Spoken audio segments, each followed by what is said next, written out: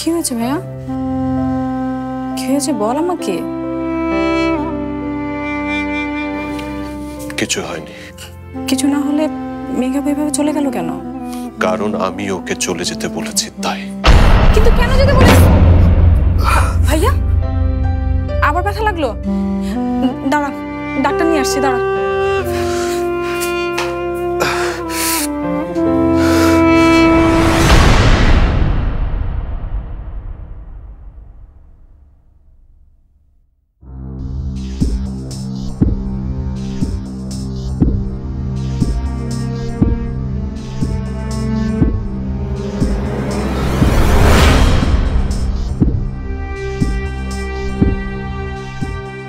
আপনি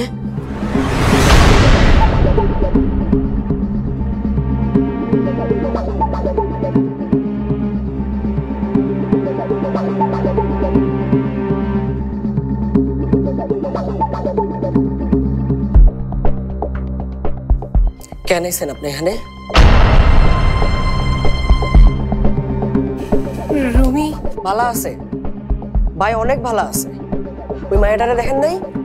হেরে লইয়া ভাই এখন অনেক সুখে আছে। রুমি ওই মেয়েটাকে ভালোবাসে? বাসে।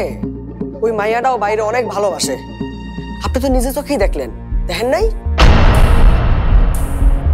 আপা, আপনার কাছে 2 হাত জোর করে কইতেছি আপা, আপনি বাইরে একটু শান্তিতে থাকবার দেন। ভাই জীবনে অনেক বড় হইতে চায়, আর সেই সুযোগ ভাইয়ের জীবনে এবার আইছে। ওই মাইয়ার বাপে ভাইরে বিরাট বড় চাকরি দিব কইছে। আপনি আর এর মধ্যে কোনো প্যাঁচ লাগেন না আপা, কোনো প্যাঁচ লাগেন না।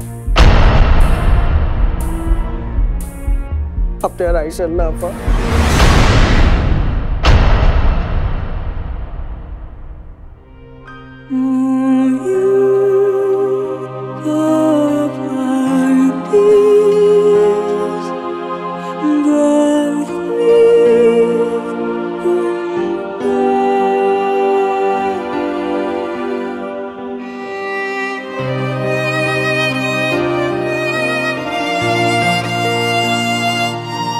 তোমার ভালোবাসা পাওয়ার আশায় আমি নায়ক হতে চেয়েছিলাম মেঘ,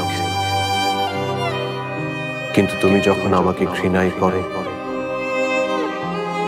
তখন আমাকে ঘৃণা করার আরো বেশি কারণ আমি তোমাকে দেব।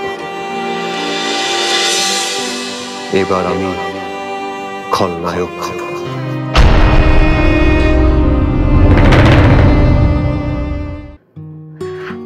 আব্বু, তুমি একদম চিন্তা করো না।